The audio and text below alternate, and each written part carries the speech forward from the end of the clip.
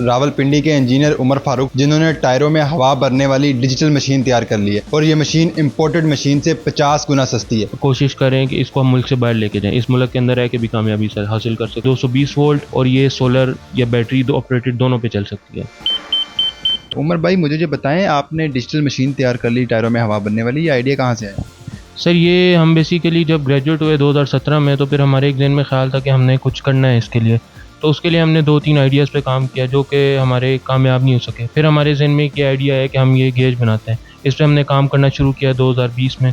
अल्हम्दुलिल्लाह हमने कुछ महीने की मेहनत के बाद ये काविश करके एक मशीन तैयार कर ली जो कि टायरों में हवा भरती है। तो ये मशीन किस तरह काम करती है, इसमें क्या क्या फीचर्स? ये मशीन जो है, इसके अंदर एक हमने कुछ क्वालिटीज़ हैं जो इम्पोर्टेड मशीन के अंदर नहीं, उनको रखा गया है, जिसमें इसका एक बड़ा डिस्प्ले है जो कि लोग इसको पसंद करते हैं। उसके अलावा इसके अंदर हमने एक रखी है कि इसके आप बैटरी के थ्रू भी इसको चला सकते हैं, यानी अगर आपके पास फ़र्ज़ करें लाइट नहीं है तो लोड शेडिंग के दौरान भी आप इसको चला सकते हैं। इसके अलावा इसके अंदर हमारा एक दूसरा HTV वेरिएंट है जो कि बेसिकली ट्रक्स के अंदर हवा भरने के लिए भी काम आता है। मुझे बताएं कि इस मशीन का इम्पोर्टेड मशीन से क्या डिफरेंस है और किस तरह मुख्तलिफ? और ये मशीन जो है आज के दिन तकरीबन 50 गुना जो इम्पोर्टेड जो मशीन जो कि मार्केट में बहुत ज़्यादा मकबूल है, उससे 50% ये मशीन सस्ती है आज की तारीख में। इसको डिजिटल मशीन का नाम दिया गया है, इसमें क्या क्या ऐसे फीचर्स हैं जिससे ये शो हो सके कि ये डिजिटल? देखें, ये मशीन जो है ये बेसिकली जो आपका मैनुअल टायर फिलिंग का तरीका है ना, उसके मुकाबिल में आई है। नॉर्मली होता ये था कि आप बेसिकली गाड़ी लेके जाते थे, एक बंदा एक छोटी सी 700-800 रुपये वाली गेज लगा के बारी बारी उसको चेक करता था, हवा भरता था, फिर निकालता था, फिर चेक करता था, फिर निकालता था। तो इस मशीन का मकसद ये है कि आप एक मुकर्रर प्रेशर सेट करके आप गाड़ी लेके जाएं और ऑटोमेटिकली जो है वो मशीन उसको उस मुकर्रर प्रेशर पे ले जाएगी। और इसको डिजिटल करने का मकसद ये है कि उसने उस प्रोसेस को ऑटोमेट कर दिया कि हवा अगर टायर से निकालनी हो या हवा भरनी हो, ये ऑटोमेटिकली वो काम करेगी। और ये मशीन बिजली पे चलेगी, सोलर पे चलेगी या बैटरी पे? जी, ये मशीन जो है हमने डिज़ाइन ऐसी की है 220 वोल्ट और ये सोलर या बैटरी ऑपरेटेड दोनों पे चल सकती है।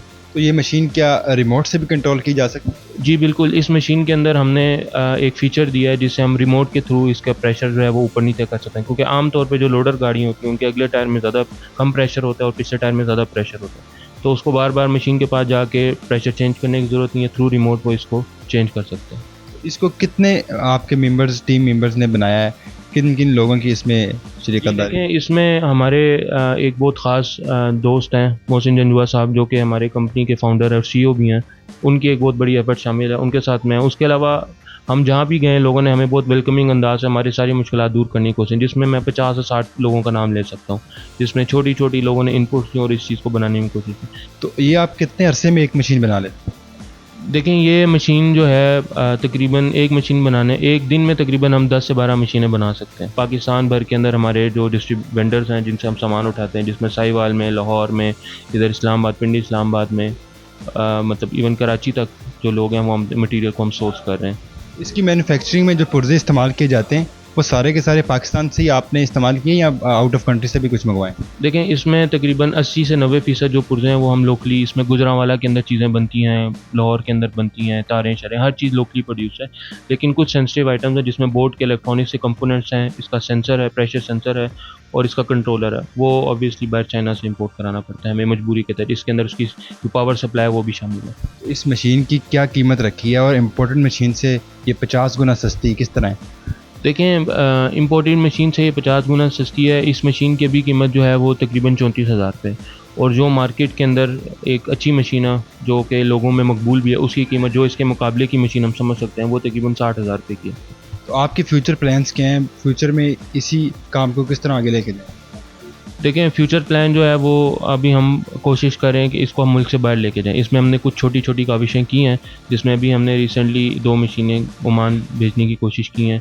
उसके अलावा हम कोशिश करें कि अफगानिस्तान जो नेबरिंग कंट्रीज है उसके अंदर इसके हम लेके चलें। उससे ये है कि एक तो हम ऑलरेडी मुल्क का इंपोर्ट बिल कम करें, तो हम एक्सपोर्ट में एक वैल्यू एडिशन कर सकें। अभी हमारा जो फोकस है कि हम एक्सपोर्ट पे बहुत ज़्यादा फोकस्ड हैं, और उसके लिए हमने एक अच्छा नया वेरिएंट भी तैयार कर रहे हैं कि जो इससे थोड़ा सा बेहतर बनेगा, इसकी शेप में बेहतर होगा और कुछ उसके अंदर ज़्यादा हम फीचर्स ऐड करेंगे। हमारे यहाँ हमने देखा पाकिस्तान में लोग इंजीनियरिंग की डिग्री करते हैं और फिर बाहर निकल जाते हैं। आप पाकिस्तान में रही और पाकिस्तान में रह के आपने अपना काम भी शुरू कर दिया, इसके पीछे क्या मोटिवेशन? अगर लोग बाहर जाके कामयाबी हासिल करते हैं तो हम इस मुल्क के अंदर रह के भी कामयाबी हासिल कर सकते हैं, और उसके लिए एक जो जज्बा वो ही है कि जी इस मुल्क के अंदर भी हम ये काम कर सकते हैं। तो वो नौजवान जो महरूमियत का रोना रोते हैं उनको क्या पैगाम देंगे कि वो किस तरह पाकिस्तान में रह कर आगे बढ़ सकते हैं? देखें, ये तो आपको कोई भी काम जब करना होता है तो उसके लिए एक पहले आपको इरादा करना पड़ता है और उसके लिए फिर आपको मेहनत करनी पड़ती है। और इसमें कोई शक नहीं है कि पाकिस्तान में आपको ज़्यादा मेहनत करनी पड़ती है काम करने के लिए बेनिस्बत जो लोग बाहर जाते हैं। उसमें एक अंसर ये भी होता है कि वो चाहते हैं कि उनको ज़्यादा आसानी से चीज़ें दस्तयाब हो जाएँ जो यहाँ पे मुश्किल हैं। तो उनके लिए यही है कि वो इस मुल्क के लिए क्या काम करें, और जब ये सारे मिल के काम करेंगे तो हम उस लेवल तक जा सकते हैं जहाँ पे वो दूसरे मुल्क पहुँच चुके हैं।